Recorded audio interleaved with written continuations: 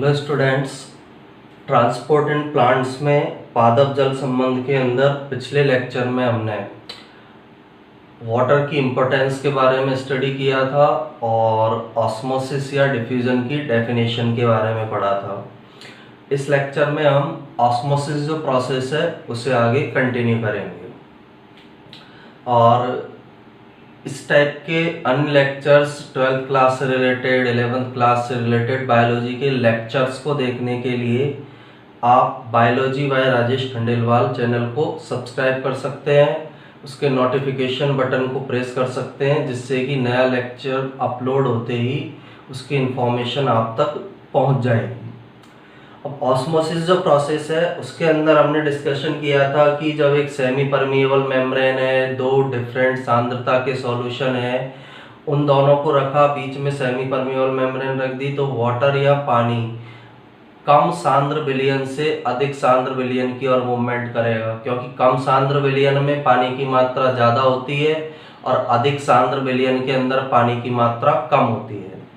पहले हमें विलयन विलेय के बारे में समझना सबसे पहले इम्पोर्टेंट है। इसके अंदर जैसे हम एक वर्ड होता है विलयन, विलयन विलयन जो है किससे बना होता है? विलायक प्लस विलेय। विलयन को बोला जाता है सॉल्यूशन,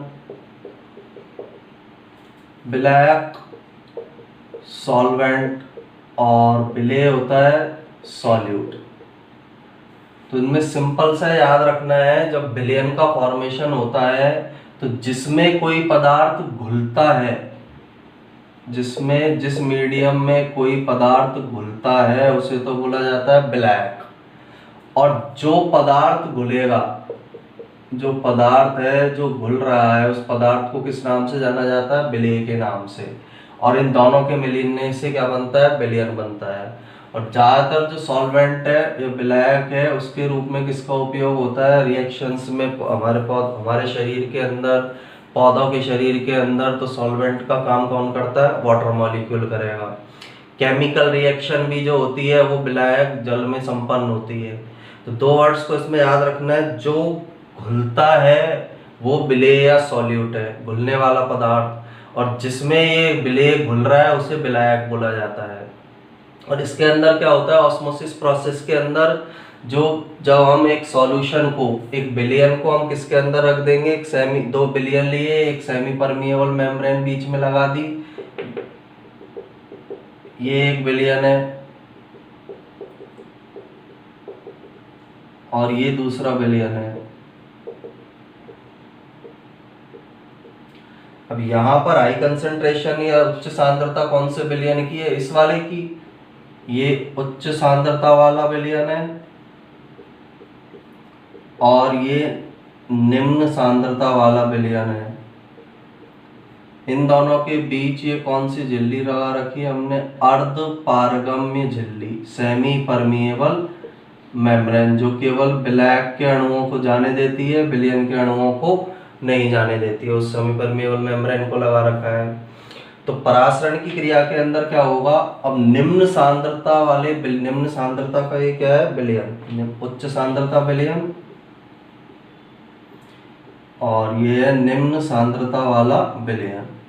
निम्न सांद्रता वाले विलयन का मतलब है कि यहाँ पर पानी की मात्रा अधिक है, जल अधिक है या विलायक अधिक है, और विलेय की मात्रा कैसी है? कम है।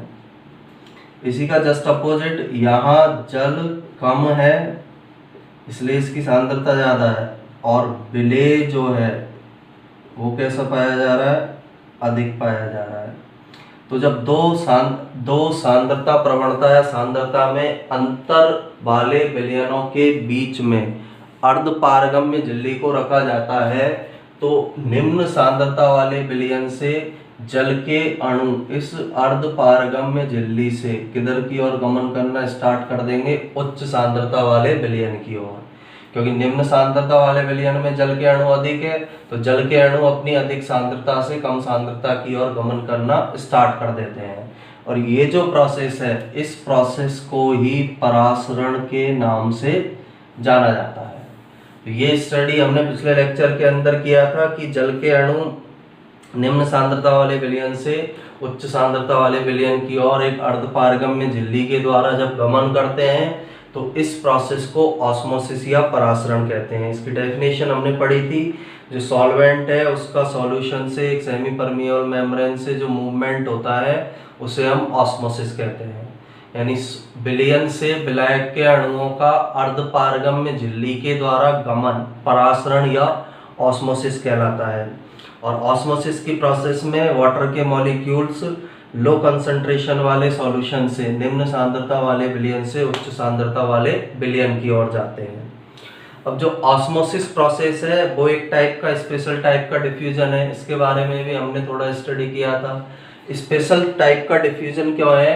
क्योंकि जो डिफ्यूजन प्रोसेस है या विसरण जो क्रिया है, उस विसरण क्रिया में सभी सब्सटेंस अपनी उच्च सांद्रता से निम्न सांद्रता की ओर जाते हैं, लेकिन जो ऑस्मोसिस प्रोसेस पाई जा रही है उसके अंदर सेमी परमिएबल मेम्ब्रेन है और सेमी परमिएबल मेम्ब्रेन जो विलेय के अणुओं को आर पार नहीं जाने देती है। तो एक तरह का डिफ्यूजन या विसरण इस प्रकार का डिफ्यूजन है जिसमें सेमी परमिएबल मेम्ब्रेन काम में आ रही है, अर्धपारगम्य झिल्ली काम में आ रही है और वो केवल विलायक के अणुओं को आर पार जाने देती है, विलेय के अणुओं को आर पार नहीं जाने देती है। तो परासरण के अंदर हमारा नेक्स्ट आज का टॉपिक पहला फर्स्ट पॉइंट क्या है कि जो परासरण है एक विशेष प्रकार का क्या होता है? विसरण। परासरण एक विशेष प्रकार का विसरण होता है, स्पेशल टाइप ऑफ डिफ्यूजन परासरण है, जिसके अंदर क्या है, जिसमें वाटर मॉलिक्यूल्स जो है उनका विसरण होता है, जिसमें केवल जल के अणुओं का विसरण होता है। क्योंकि जो अर्धपारगम्य झिल्ली है, अर्धपारगम्य झिल्ली विलेय के अणुओं को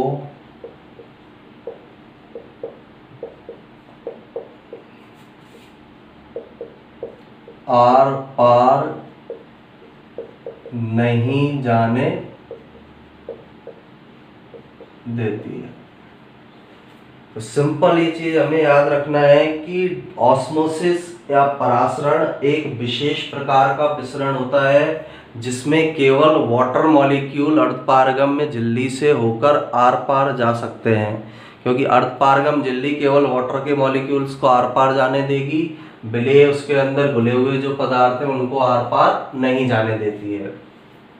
अब इसको हम एक एग्जांपल से समझते हैं। जैसे हमने एक तरफ लिया 5% शुगर सॉल्यूशन, 5% शुगर सॉल्यूशन, बीच में हमने इसके क्या लगा दी, एक सेमी परमिएबल मेम्ब्रेन। ये क्या है?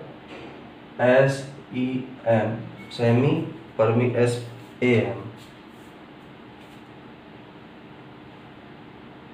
SPM, सेमी परमिएबल मेम्ब्रेन, अर्धपारगम झिल्ली।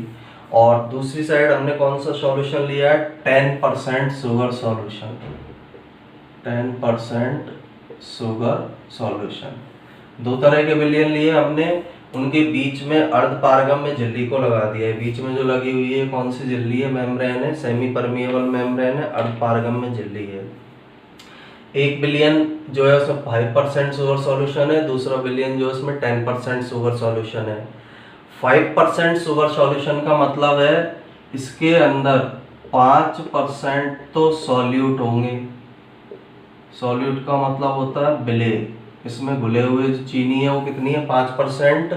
और 95% इसके अंदर क्या होगा? वाटर। 10% शुगर सॉल्यूशन का मतलब है 10 तो इसके अंदर शुगर मॉलिक्यूल होंगे 10% शुगर, और 90% इसके अंदर क्या पाया जाएगा, वाटर। शुगर या सॉल्यूट वर्ड भी हम यूज में ले सकते हैं, 10% सॉल्यूट ही लिख देते हैं यहाँ पर, वहाँ पर हमने सॉल्यूट लिखा है इसलिए। तो इसमें 10% तो क्या पाया जा रहा है, सॉल्यूट, और 90% क्या मिलेगा, वाटर मिलेगा। अब इसका मीनिंग ये, यहाँ जहाँ पानी ज़्यादा है, यहाँ पानी क्या है, कम है, या 95% है या 90% है। तो यहाँ पर जल की अधिक मात्रा है, इसकी तुलना में यहाँ पर जल की कम मात्रा है। साफ दिख रहा है 90% है, यहाँ पानी या जल कितना है, 95% है। यहाँ हाई कंसंट्रेशन है किसकी, सॉल्यूशन की, विलयन या सॉल्यूशन की, सॉल्यूशन या विलयन की निम्न सांद्रता, सॉरी विलयन या सॉल्यूशन, सॉल्वेंट लेंगे पहले हम। सॉल्वेंट जो है जल, शक्कर जो इसके अंदर पाई जा रही है, सॉल्वेंट का मतलब है पानी, ये सॉल्यूट है, 95% वाटर सॉल्वेंट है, तो यहाँ हाई कंसंट्रेशन ऑफ सॉल्वेंट है, या हम बोल सकते हैं विलायक की इसके अंदर उच्च सांद्रता है। विलायक का मतलब मीनिंग क्या है, जल, जल की उच्च सांद्रता, और यहाँ पर विलायक की निम्न सांद्रता। ऊपर वाला जो पॉइंट है ना, उसी को लिखा है हमने यहाँ। ऊपर वाले पॉइंट में हमने जल शब्द काम में लिया था, या सांद्रता के अकॉर्डिंग हमने लिखा है। तो इसके अंदर जल की अधिक मात्रा है, यानी विलायक की उच्च सांद्रता है, इसमें जल की कम मात्रा है, यानी इसके अंदर विलायक की क्या है, निम्न सांद्रता है। अब उच्च सांद्रता है तो इन जल के अणुओं में मुक्त ऊर्जा जो होगी वो ज्यादा होगी, तो यहाँ उच्च मुक्त ऊर्जा होगी किसके अंदर, सॉल्वेंट के अंदर। विलायक में उच्च मुक्त ऊर्जा, विलायक के अणुओं में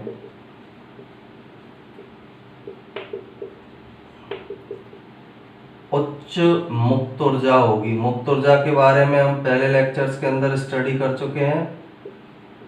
और यहाँ पर विलायक के अणुओं में, विलायक के अणुओं में निम्न या कम क्या पाई जा रही है, मुक्त ऊर्जा पाई जा रही है। ज्यादा सांद्रता है, अणु ज्यादा है, मुक्त ऊर्जा ज्यादा होगी। या कम सांद्रता है तो अणु कम है, इसलिए यहाँ पर मुक्त ऊर्जा जो होगी, लोअर फ्री एनर्जी यहाँ पाई जाएगी, हायर फ्री एनर्जी यहाँ विलायक के अणुओं के अंदर पाई जाएगी। अब ऊर्जा ज्यादा है तो पोटेंशियल विभव जो जल विभव है वो यहाँ विलायक के अणुओं में उच्च मुक्त ऊर्जा है, और विलायक के अणुओं में 10% शुगर सॉल्यूशन में निम्न मुक्त ऊर्जा है। अब मुक्त ऊर्जा ज्यादा है तो यहाँ पर जल विभव का मान ज्यादा होगा, यहाँ पर हो जाएगा उच्च जल विभव, 10% शुगर सॉल्यूशन में होगा निम्न जल विभव। फिर लास्ट सॉल्यूशन की कंसंट्रेशन की हम बात करें तो निम्न विलयन की निम्न सांद्रता, विलयन की निम्न सांद्रता,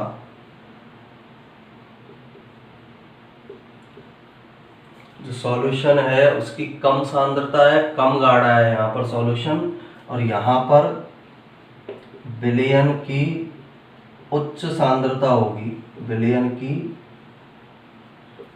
उच्च सांद्रता, हायर कंसंट्रेशन होगी सॉल्यूशन की। तो इसे एक बार फिर से हम समझते हैं कि क्या है ये पूरी प्रोसेस। इस प्रोसेस के अंदर क्या है, हमने 5% शुगर सॉल्यूशन लिया, शक्कर का घोल लिया, और 10% शुगर सॉल्यूशन लिया है, दोनों के बीच में सेमी परमिएबल मेम्ब्रेन या अर्धपारगम्य झिल्ली को लगा दिया। 5% शुगर सॉल्यूशन का मतलब है कि इस प्रकार का विलयन है जिसमें 5% तो विलेय है यानी शुगर है और 95% वाटर या पानी या पिलायक है।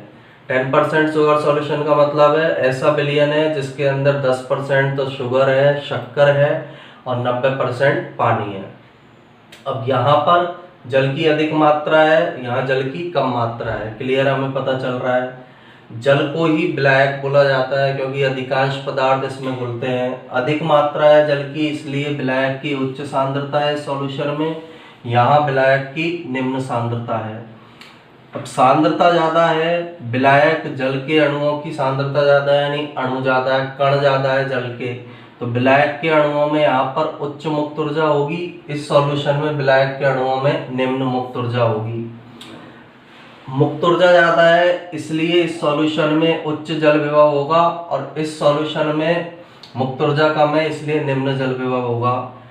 इसके बाद विलयन निम्न सांद्रता का होगा। निम्न सांद्रता का मतलब है कम गाढ़ा होगा क्योंकि यहाँ केवल 5% सॉल्यूट या विलेय है और यहाँ पर 10% सॉल्यूट या विलेय है। 5% शक्कर है, यहाँ पर 10% शक्कर है, तो विलयन की निम्न सांद्रता होगी और यहाँ विलयन की उच्च सांद्रता होगी। सांद्रता का मतलब है ये गाढ़ा विलयन होगा, ये थोड़ा सा इसके कंपैरिजन में कम गाढ़ा विलयन होगा। इसकी निम्न सांद्रता होगी, इसकी उच्च सांद्रता होगी। अब यहाँ जो वाटर मॉलिक्यूल्स है वो कहाँ से कहाँ की ओर जाएंगे? जल की अधिक मात्रा से जल की कम मात्रा की ओर। पहली डेफिनेशन इसकी ये हो गई। वाटर मॉलिक्यूल्स इधर मूवमेंट करेंगे। विलायक की उच्च सांद्रता से विलायक की निम्न सांद्रता। जल ज्यादा है, सांद्रता ज्यादा है, तो ज्यादा सांद्रता से कम सांद्रता की ओर अर्धपारगम्य झिल्ली के द्वारा गमन करेंगे। इसके बाद उच्च मुक्त ऊर्जा से निम्न मुक्त ऊर्जा की ओर गमन करेंगे। उच्च विसरण जब हमने पढ़ा था तो हमने बात की थी कि ये उच्च मुक्त ऊर्जा से कहा जाते हैं निम्न मुक्त ऊर्जा की ओर इनका मूवमेंट या गमन होता है कोई भी पदार्थ का। उच्च जल विभव से निम्न जल विभव की ओर गमन करेंगे। विलयन की निम्न सांद्रता से विलयन की उच्च सांद्रता की ओर वाटर मॉलिक्यूल या जल के अणु गमन करेंगे। तो इस तरह से 4-5 परिभाषाएं ऑस्मोसिस या परासरण की हो सकती है। पहली परिभाषा हम क्या बोल सकते हैं? परासरण एक ऐसी क्रिया है जिसमें जल के अणु अपनी अधिक मात्रा से अर्धपारगम्य झिल्ली द्वारा जल की कम मात्रा की ओर गमन करते हैं। दूसरी, परासरण एक ऐसी क्रिया है जिसमें विलायक की उच्च सांद्रता से जल के अणु अर्धपारगम्य झिल्ली द्वारा विलायक की निम्न सांद्रता की ओर गमन करते हैं। तीसरी डेफिनेशन, परासरण एक ऐसी प्रक्रिया है जिसमें उच्च मुक्त ऊर्जा से जल के अणु निम्न मुक्त ऊर्जा वाले क्षेत्र की ओर गमन करते हैं। नेक्स्ट डेफिनेशन, परासरण एक ऐसी प्रक्रिया है जिसमें जल के अणु अर्धपारगम्य झिल्ली द्वारा उच्च जल विभव से निम्न जल विभव वाले क्षेत्र या विलयन की ओर गमन करते हैं। नेक्स्ट डेफिनेशन क्या हो सकती है? परासरण एक ऐसी प्रक्रिया है जिसमें जल के अणु विलयन की निम्न सांद्रता से विलयन की उच्च सांद्रता की और अर्धपारगम्य झिल्ली के द्वारा गमन करते हैं। तो ये 5 प्रकार की डेफिनेशन परासरण की हो सकती है। अलग अलग जो हमने टाइप्स हैं उसके आधार पर 5 प्रकार की परिभाषाएं ऑस्मोसिस की बताई है। इसके बाद एक वर्ड होता है टॉनिसिटी।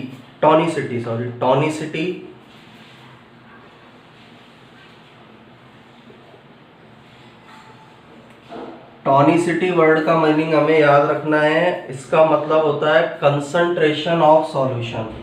कंसंट्रेशन ऑफ सॉल्यूशन यानी विलयन की सांद्रता।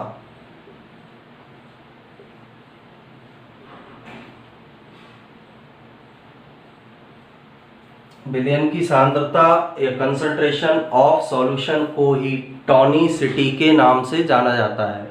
जो कंसंट्रेशन है विलयन की गाढ़ा है, पतला है, उसे ही किस नाम से जाना जाता है? टॉनिसिटी के नाम से उसे जाना जाता है। तो टॉनिसिटी वर्ड का मीनिंग है जो विलयन की सांद्रता है उसे ही टॉनिसिटी कहा जाता है।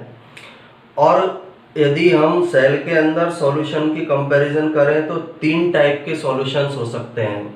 एक होता है हाइपरटॉनिक सॉल्यूशन, एक हाइपोटॉनिक सॉल्यूशन, तीसरा होता है आइसोटॉनिक सॉल्यूशन। हाइपरटोनिक सॉल्यूशन का मतलब है अति पराशरी विलयन, हाइपोटोनिक सॉल्यूशन का मतलब है अल्प पराशरी विलयन, आइसोटोनिक सॉल्यूशन का मतलब होता है समपराशरी विलयन। तो आगे हमें इन विलयंस के बारे में पढ़ना है कि हाइपरटोनिक सॉल्यूशन क्या है, हाइपोटोनिक सॉल्यूशन क्या है और आइसोटोनिक सॉल्यूशन क्या है।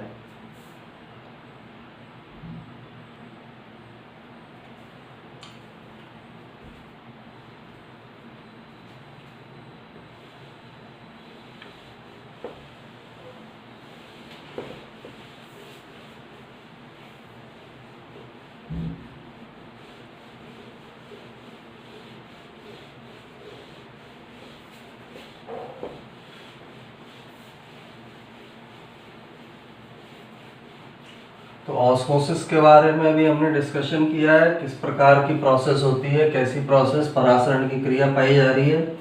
इसके बाद सॉल्यूशन के टाइप्स के बारे में हमें पढ़ना है कि सेल के अंदर कितने प्रकार के सॉल्यूशन प्रेजेंट हो सकते हैं। तो सेल्स के अंदर या कोशिकाओं के अंदर 3 प्रकार के सॉल्यूशन प्रेजेंट होते हैं। फर्स्ट है हाइपरटोनिक सॉल्यूशन, सेकंड होता है हाइपोटोनिक सॉल्यूशन, थर्ड होता है आइसोटोनिक सॉल्यूशन। हाइपरटोनिक सॉल्यूशन को बोलते हैं हम अति पराशरी विलयन, अति पराशरी विलयन। हाइपरटोनिक को बोला जाएगा, हाइपोटोनिक को अल्प पराशरी विलयन, और थर्ड टाइप का है आइसोटोनिक समपराशरी विलयन। तो 3 टाइप के सॉल्यूशन सेल्स के अंदर प्रेजेंट होते हैं, कोशिकाओं के अंदर 3 टाइप के सॉल्यूशंस पाए जाएंगे। अब सबसे फर्स्ट जो है हाइपरटोनिक सॉल्यूशन, हाइपरटोनिक सॉल्यूशन या अति पराशरी विलयन। होता क्या है, ऐसा विलयन जिसमें सॉल्यूट की उच्च सांद्रता हो, विलेय की उच्च सांद्रता हो और पानी की कम सांद्रता हो। यानी इसके अंदर पहली विशेषता हाइपरटोनिक सॉल्यूशन के अंदर क्या है, ऐसा सॉल्यूशन है, ऐसा विलयन है जिसमें विलेय की उच्च सांद्रता, विलेय की उच्च सांद्रता तथा विलायक या जल की कौन सी सांद्रता होगी, निम्न सांद्रता। तो फर्स्ट पॉइंट तो इसके अंदर हमें याद रखना है कि ऐसा विलयन जिसमें विलेय की उच्च सांद्रता हो, हायर कंसंट्रेशन ऑफ सॉल्यूट हो, और जल या विलायक की निम्न सांद्रता हो, लोअर कंसंट्रेशन ऑफ वाटर हो, उसे ही किस नाम से जाना जाता है, अति पराशरी विलयन या हाइपरटोनिक सॉल्यूशन के नाम से जाना जाता है। यहाँ जो हाइपर वर्ड का यूज हमने किया, हाइपर का मतलब होता है अबव, अबव का मतलब है ऊपर, यानी जल की तुलना में यहाँ विलेय की जो सांद्रता है वो ज्यादा पाई जाती है। हाइपरटोनिक, हाइपर शब्द का मतलब अबव हो गया, हाइपरटोनिक का मतलब क्या होगा, above the concentration of cell. Hypertonic का मीनिंग हो जाएगा यहाँ पर हाइपरटोनिक, हाइपर वर्ड का मीनिंग है अबव, तो हाइपरटोनिक वर्ड का मीनिंग क्या हो जाएगा, above the concentration of cell, यानी कोशिका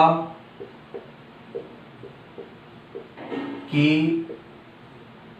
सांद्रता से अधिक, कोशिका की सांद्रता से अधिक इसमें सांद्रता होगी।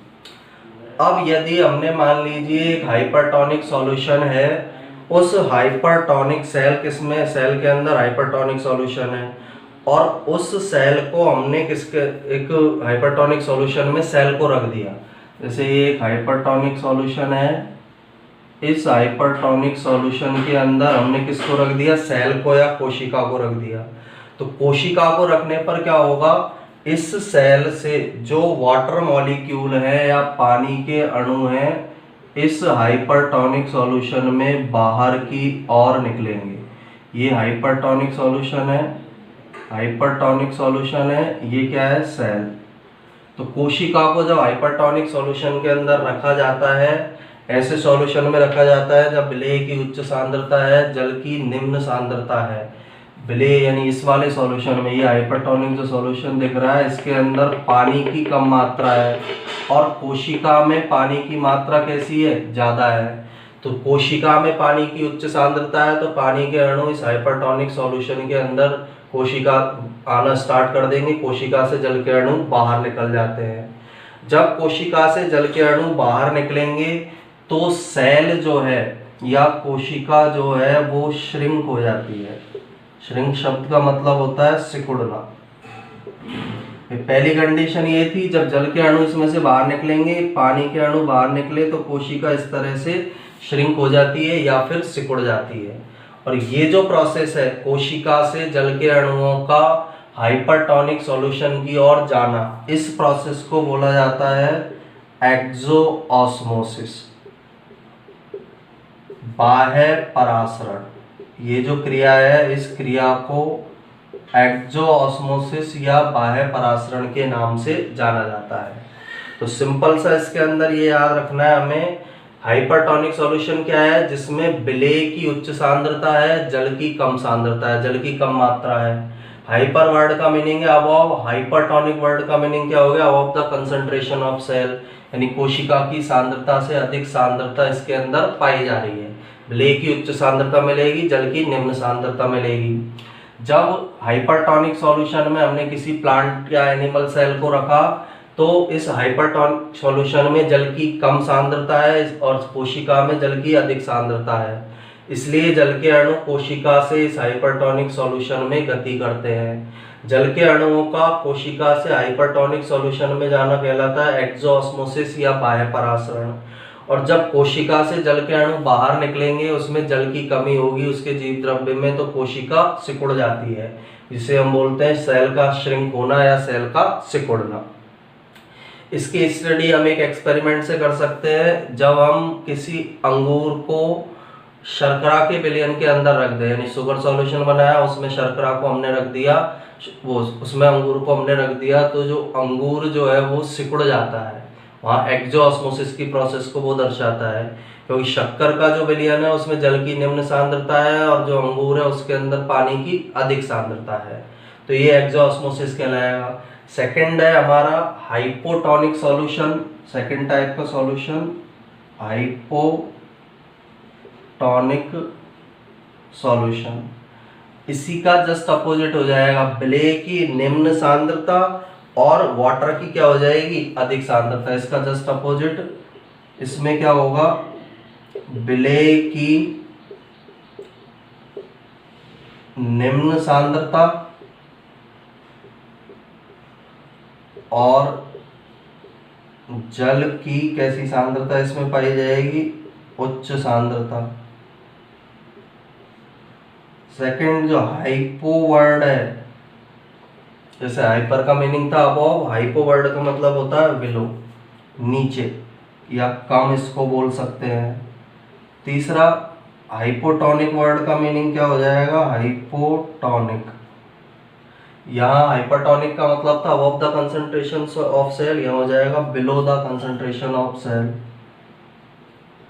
Below the concentration of cell, यानी कोशिका की सांद्रता से कम। यहाँ पर इसका मीनिंग क्या हो जाएगा, below the concentration of cell, कोशिका की सांद्रता से कम वाला ये सॉल्यूशन या विलयन होगा। तो ऐसा विलयन जिसमें विलेय की निम्न सांद्रता हो और विलायक या जल की उच्च सांद्रता हो उसे हाइपोटोनिक सॉल्यूशन कहते हैं। हाइपो वर्ड का मीनिंग है बिलो, हाइपरटोनिक का below the concentration of cell, कोशिका की सांद्रता से कम सांद्रता इसकी पाई जाएगी। अब इसमें क्या होगा, जब हम इस प्रकार के विलयन के अंदर, वही पहले वाला एग्जांपल जैसे हमने ये वो लिया, कौन सा सॉल्यूशन, ये सॉल्यूशन है hypotonic, hypotonic solution, hypotonic solution है। इस सॉल्यूशन के अंदर हमने रखा पहले एनिमल सेल को, एक एनिमल सेल को इसके अंदर रख दिया। एनिमल सेल को इसके अंदर रखा, ये सेल है कोशिका। तो हाइपोटोनिक सॉल्यूशन में क्या है, जल की उच्च सांद्रता है, जल के अणु ज्यादा है, जल के अणु ज्यादा है, और सेल के अंदर जल के अणु क्या है, कम है। Below the concentration of cell है, सेल के अंदर जल के अणु कम है। तो वाटर मॉलिक्यूल्स हाइपोटोनिक सॉल्यूशन से कोशिका के अंदर मूवमेंट करते हैं।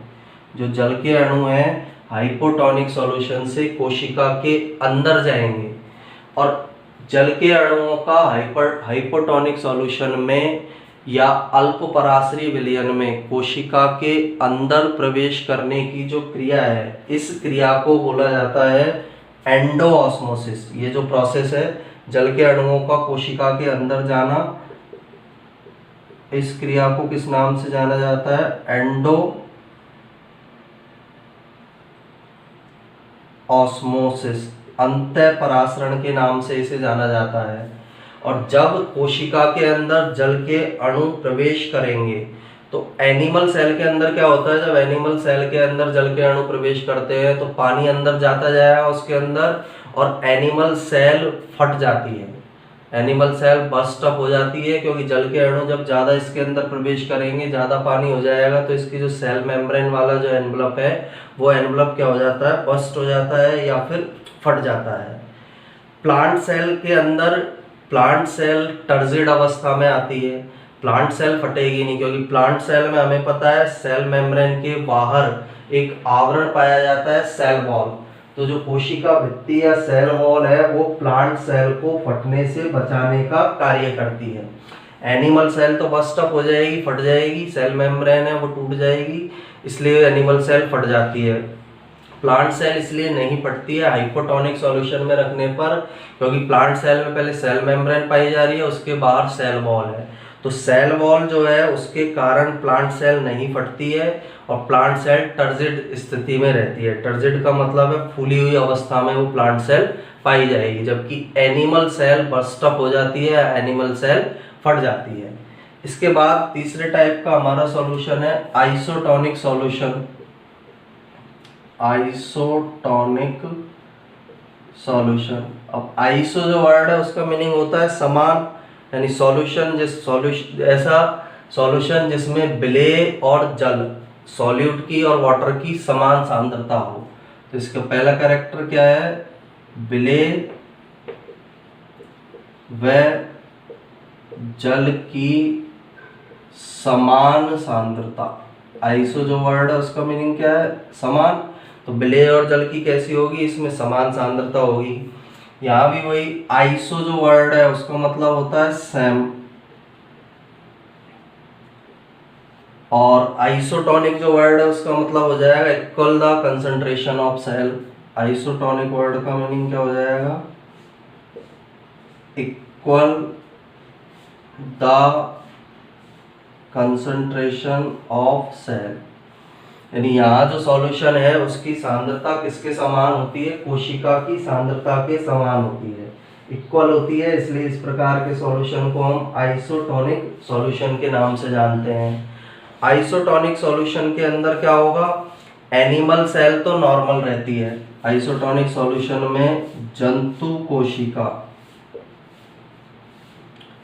कैसी अवस्था में रहती है, सामान्य अवस्था में। आइसोटोनिक में रखा, दोनों तरफ सांद्रता समान है, दोनों तरफ जल के अणु समान है, इसलिए एनिमल सेल तो नॉर्मल कंडीशन में रहेगी। और प्लांट सेल जो है वो फ्लैसिड अवस्था में होती है। प्लांट सेल या पादप कोशिका जो है वो कौन सी कंडीशन में पाई जाती है, फ्लैसिड। जब पादप कोशिका को आइसोटोनिक सॉल्यूशन के अंदर रखा जाएगा, आइसोटोनिक सॉल्यूशन के अंदर जब प्लांट सेल को हम रखेंगे तो फ्लैसिड कंडीशन में रहेगी, यानी ये भी अपनी कंडीशन को बनाए रखेगी। जैसी कंडीशन में प्लांट सेल थी इस सॉल्यूशन में डालने से पहले, वैसी कंडीशन में वो पाई जाती है। और यही कारण है कि जो समुद्र का पानी जो है उसको पीने पर हमारा जो बॉडी का टिश्यू जो पाए जा रहे हैं उनके अंदर डिहाइड्रेशन हो जाता है। डिहाइड्रेशन का मीनिंग है हमारे अंदर बॉडी के अंदर सेल्स हैं, टिश्यूज जो है उनके अंदर डिहाइड्रेशन की प्रोसेस हो जाती है। डिहाइड्रेशन की प्रोसेस क्यों होती है? क्योंकि जो वाटर का जो पानी है उसके अंदर सॉल्ट घुला हुआ है। सॉल्ट घुला हुआ है तो वो किस प्रकार का सॉल्यूशन है? हाइपरटोनिक सॉल्यूशन है। तो पानी जो है हमारी कोशिकाओं से बाहर निकलता है। पानी बाहर निकलेगा, सेल से ज़्यादा पसीना आएगा तो हमारे बॉडी के अंदर डिहाइड्रेशन की प्रॉब्लम या समस्या उत्पन्न हो जाती है। तो ये हमने एक सॉल्यूशंस के टाइप्स के बारे में पढ़ा है कि कितने टाइप के सॉल्यूशंस हो सकते हैं, कितने टाइप के सॉल्यूशन पाए जाते हैं। एक बार इसको फिर से रिवाइज करते हैं।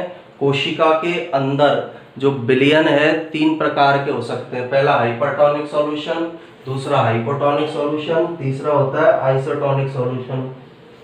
पहला अतिपराश्री विलयन क्या है? ऐसा विलयन जिसमें विलेय की उच्च सांद्रता हो, विलेय की उच्च सांद्रता हो, विलेय ज्यादा हो और जल की निम्न सांद्रता हो। जल कम हो और विलेय ज्यादा हो, उसको बोलेंगे हाइपरटोनिक सॉल्यूशन। हाइपर वर्ड का मीनिंग है अबव और हाइपरटोनिक का मतलब हो गया above the concentration of cell. ऐसा सॉल्यूशन जिसकी सांद्रता कोशिका की सांद्रता से अधिक होती है, उस सॉल्यूशन को हम हाइपरटोनिक सॉल्यूशन कहते हैं। जब किसी हाइपरटोनिक सॉल्यूशन में हम एनिमल सेल या प्लांट सेल को रखेंगे तो हाइपरटोनिक सॉल्यूशन में जल कम है, सेल के अंदर जल ज्यादा है, इसलिए जल अपनी उच्च सांद्रता से कम सांद्रता की ओर यानी कोशिका से कहा जाता है हाइपरटोनिक सॉल्यूशन में। ये जो प्रोसेस है कोशिका से हाइपरटोनिक सॉल्यूशन के अंदर वाटर का जाना, इसे बोला जाता है एक्सोऑस्मोसिस या बाह्य परासरण के नाम से इसे जाना जाता है। और जब कोशिका से पानी निकलेगा तो शेल क्या हो जाती है? कोशिका सिकुड़ जाती है। सेकंड है हाइपोटोनिक सॉल्यूशन।